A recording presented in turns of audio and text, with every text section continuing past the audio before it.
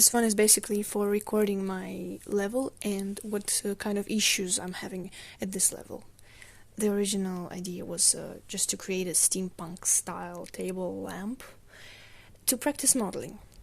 But as I was progressing, I realized that I'm making the beginner mistake of not sticking to one thing, and I ended up doing everything: modeling, texturing, rigging, environment building, and animation. I just couldn't stop myself. The weirdest problem I had in modeling is that bevel modifier was not really friends with subdivision surface. Even though my mesh was pretty simple, the areas where the angle was 90 degrees, it's kind of wrapping inside. I don't know why that happens, because I do not have any double vertices. I tried to fix this problem by setting bevel weight or mean bevel weight. I'm still not sure what's the difference between these, but it partially fixed it, but it's not perfect still. And then I did the details, like screws and some button-looking things, just attaching them with snapping tools. And I used duplicate linked, which did cause some problems later. Also, I did some boolean for details, but boolean didn't look good everywhere. It didn't control as well as I would like.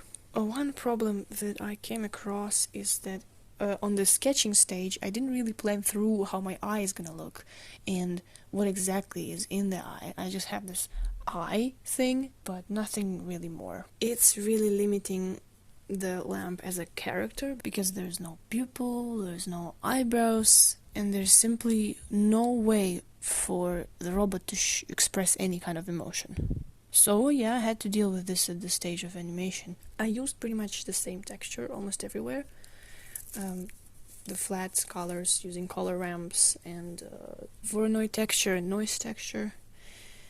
I did see the problem with scale of the texture. In the body, the scale is bigger than in the leg here, but as far as I see, the mesh is similar, and I did apply a scale. It did change a bit, but not much, and I'm still not sure what it depends on. But the biggest problem was the lamp beam, and still is. I wanted my lamp to have light beam, and the actual light that will interact with the textures of other objects.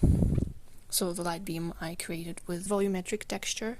It didn't light, though, on the objects. It was just some volumetric thing looking like a beam, which I was happy with. But also I needed light. So I created this point light, because apparently there is no other shape. I just wanted a light, but coming from a circle source.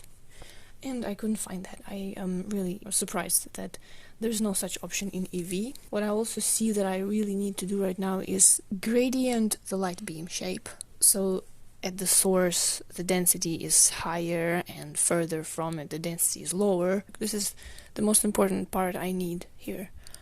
But I didn't get it, so I had to go around it, and it's still looking fine. Then comes the rigging. I had to do automatic weight painting. I'm not sure how to do it differently, because how to add weight group to a bone when it's not added automatically. Also, my legs didn't have a regular 3 bones. I only had 2 and still used IK constraint, and it works fine.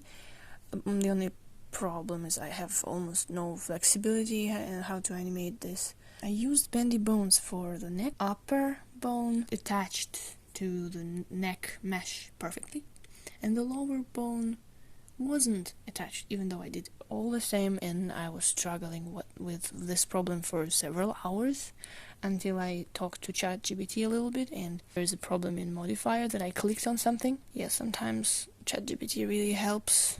I'm also kind of proud of how I did the cloth, even though it's not hard. But first I tried cloth simulation with just a simple plane, and it didn't look good, of course. And I used sculpting, and I'm really happy with it, because I never used that before.